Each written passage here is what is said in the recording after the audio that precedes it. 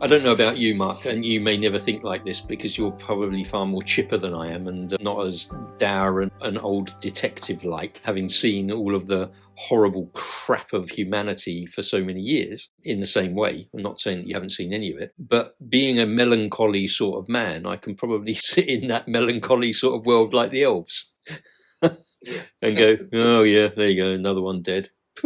It used to be very popular. If you lived in the 17th, 18th century, you were always living in melancholy and, oh, woe's me, and I feel so poor. My wife always tells me that I'm one step above doom. You see, yeah, but I'm only dangling my feet in it. Don't worry about it. I'm not in it. That would be a criteria, of course, you'd want to maintain. You'd want to stop it when you'd had enough. If you had no ability to stop it and it just kept dragging on, that would be torture. And if you knew that you had no ability to stop it, that would be like purgatory.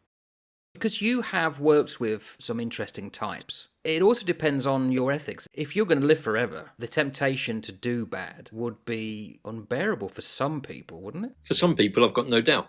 This is why I feel that I have no superpower. Because if I had a superpower, I would probably use it for evil. Right, okay. It's interesting. The temptation would be so big, wouldn't it? My wife was watching that program, I think it's on Amazon Prime, it's called The Power. And it's about these women who suddenly wake up and they've got this power in their fingertips. And basically it's like having a taser that they can zap people with and wreak havoc on men, particularly men.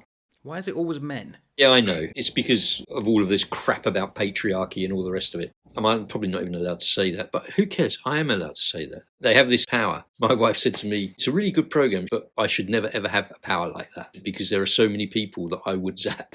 And I said, yeah, it's right. This is the problem, isn't it? With great power comes great responsibility, Spider-Man. Do you use it for good or do you use it for evil? Blah, blah, blah. And I think the temptation to just right a few wrongs, level the playing field, you don't want to do that. I think the best way to do it would be to be like some sort of mystic, a sage who moves across the globe, just offering wisdom and insight and encouragement, and then moves on. A bit like David Carradine did in Kung Fu. Who was the guy in Highway? Oh, he's the angel, wasn't he? I know who you mean. I can see his face. They are supposed to exist. I believe there is a group of angels.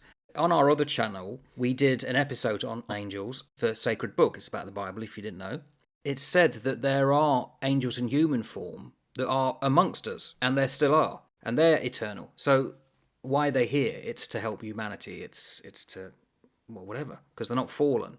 They are supposed to exist, and a lot of religions and myth-based belief has these kind of people. Who knows? We may have come across them in our own lifetimes, but not known about it. You never know, mate. You never know.